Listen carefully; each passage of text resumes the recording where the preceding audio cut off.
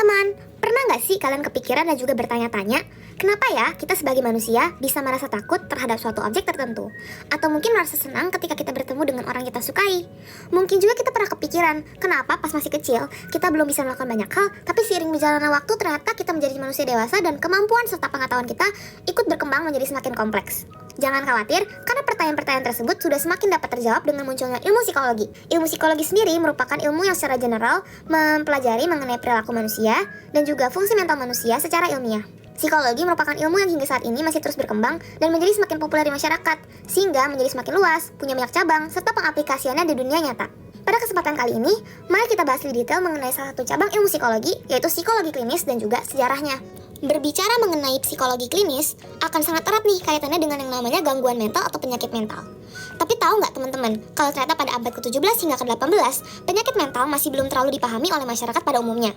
Pada zaman tersebut, para penderita gangguan mental justru mendapatkan penanganan yang kurang manusiawi. Hampir seluruh bagian di dunia, khususnya di negara bagian barat, seringkali beranggapan bahwa para penderita gangguan mental merupakan orang-orang yang sedang dirasuki roh jahat, atau bahkan sedang mengalami sebuah penyakit yang dianggap pantas untuk mereka dapatkan sebagai hukuman atas perlakuan atau tindakan mereka yang tercela atau perbuatan dosa. Dari gambaran situasi tersebut, kita dapat melihat bahwa memang pada abad ke-17 hingga ke-18, pengetahuan masyarakat mengenai kesehatan mental dan penanganannya masih sangat minim, sehingga masih banyak terjadi kesalahan-kesalahan yang fatal dalam menangani orang-orang yang menderita gangguan mental. Kondisi yang terjadi terhadap penderita gangguan mental di abad ke-17 hingga ke-18 inilah yang menjadi pemicu atau latar belakang dari tindakan-tindakan atau gerakan-gerakan yang dilakukan oleh beberapa tokoh.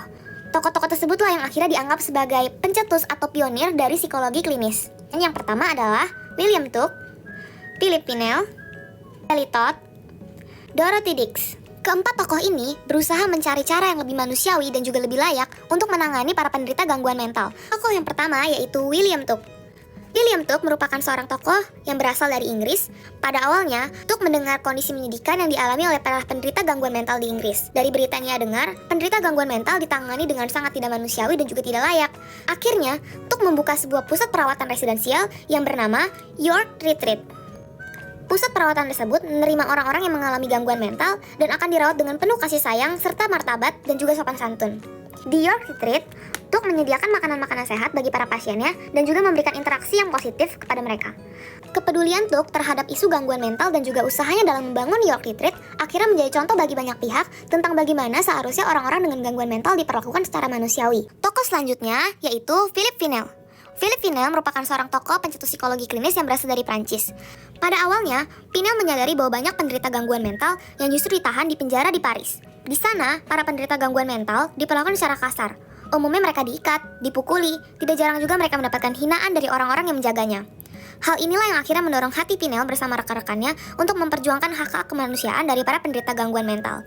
Hingga akhirnya, ia berhasil membebaskan para penderita gangguan mental dari penjara yang ada di Paris. Pinel berusaha meyakinkan para penguasa yang berada di Prancis bahwa orang-orang yang menderita gangguan mental adalah orang-orang yang sungguh membutuhkan pertolongan dan tidak seharusnya mendapatkan perlakuan yang kasar. Mirip dengan apa yang pernah dilakukan oleh Tuck, Pinel juga membangun sebuah institusi di mana para pasien penderita gangguan mental tidak akan diikat, tidak akan dipukuli, dan tidak akan mendapatkan perlakuan kasar yang lainnya.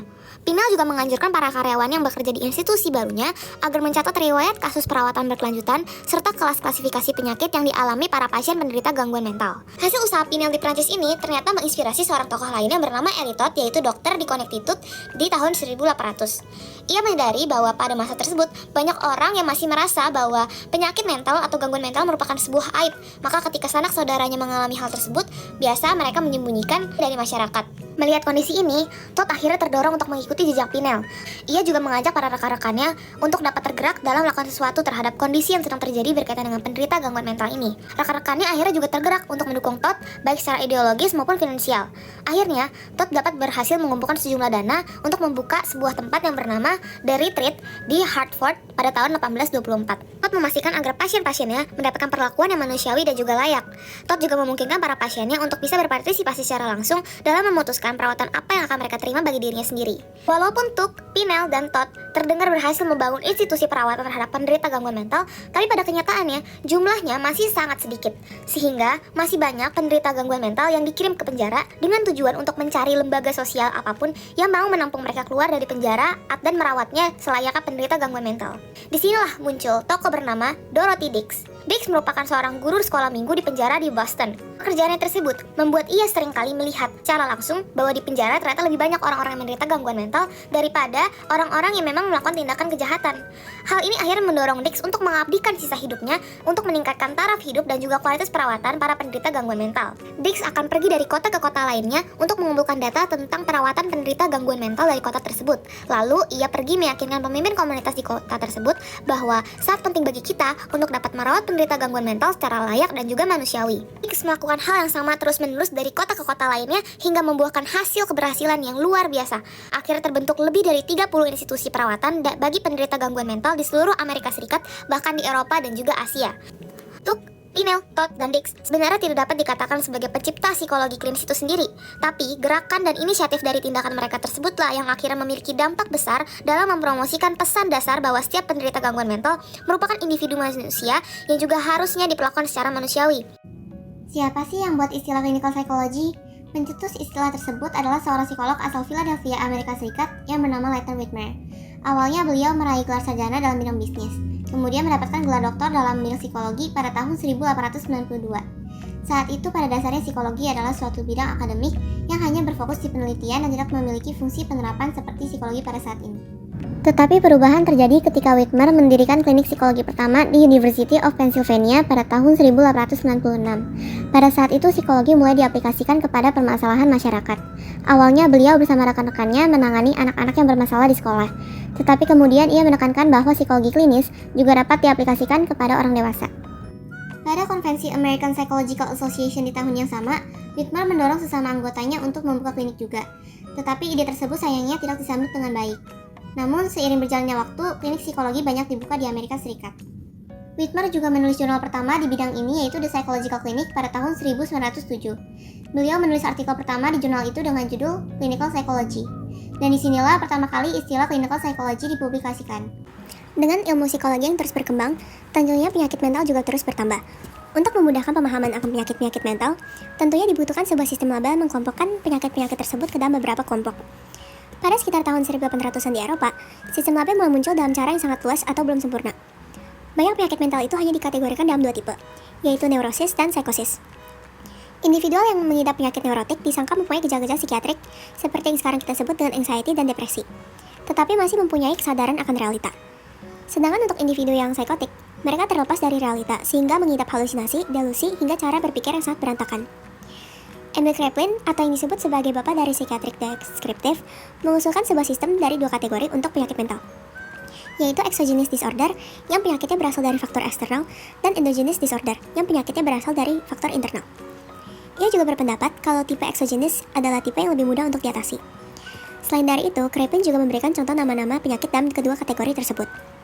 Contohnya, ia memberikan panggilan demensia precox untuk mendeskripsikan penyakit endogenous yang sekarang kita sebut dengan skizofrenia. Setelah itu, ia juga memperkenalkan sebutan-sebutan seperti paranoia, manic depressive psychosis, autistic personality, dan berbagai sebutan lainnya. Meskipun kategori diagnostik milik Kraepelin ini sudah lama tergantikan, tetapi ia menetapkan dasar diagnostik yang akhirnya menjadi Diagnostic and Statistical Manual of Mental Disorder, atau yang disebut dengan DSM. Di Amerika, sebelum ada DSM, alasan untuk mengkategorikan penyakit mental adalah untuk mengumpulkan data statistik dari populasi. Pada tahun 1840, Biro Konsensus Amerika Serikat menyertakan satu kategori, yaitu idiocy atau insanity. Pada tahun 1840, ada 7 kategori dan selanjutnya, The American Association dan Tentara Amerika Serikat masing-masing berusaha untuk membuat klasifikasi dalam penyakit mental. DSM awalnya dipublikasi oleh American Psychiatric Association pada tahun 1952. DSM ini mempresentasikan klasifikasi penyakit mental yang lebih baik. Pada tahun 1968, muncul revisi yang dinamakan sebagai DSM-2 dan dilihat tidak adanya banyak perubahan dalam revisi ini. Revisi selanjutnya terjadi pada tahun 1980, memperkenalkan cara pandang yang baru terhadap penyakit mental. DSM ketiga ini menyertakan kriteria diagnostik yang spesifik dan memperkenalkan sistem multi-aksial. DSM lalu melalui beberapa revisi pada tahun 1987, 1994, dan tahun 2000. Edisi paling terakhir DSM yaitu edisi kelima dipublikasikan pada Mei tahun 2013. Biasanya setelah setiap revisi, penyakit mental akan bertambah dibandingkan dengan edisi sebelumnya. Jumlah dari penyakit yang tercatat meningkat lebih dari 300% dari DSM pertama hingga DSM yang keempat.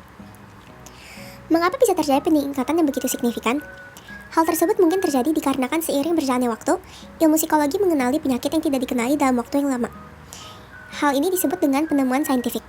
Di sisi lain, ada kemungkinan kalau psikologi membuat penyakit mental dari aspek pengalaman manusia yang sebelumnya dianggap normal. Hal ini disebut dengan penemuan sosial. Tetapi banyak perdebatan yang muncul tentang kedua metode penemuan tersebut. Debat tersebut berdampak hingga ruang lingkup DSM secara umum dan bagaimana sebuah perkategorian dari penyakit mental yang spesifik. Beberapa debat ini hingga mencapai titik di mana mereka mempertanyakan faktor-faktor yang mendorong keputusan para penulis DSM selain dari data empiris yang disebut sebagai bukti. Pada sekitar abad ke-20-an ada perbedaan pendapat di antara perintis psikologi mengenai natur kecerdasan. Edward Lee Thorndike merupakan salah satu yang mempromosikan ide bahwa setiap orang memiliki kecerdasan yang berbeda-beda. Sedangkan di sisi lain, Charles Spearman mendorong ide bahwa setiap orang memiliki kecerdasan umum atau disebut juga dengan G.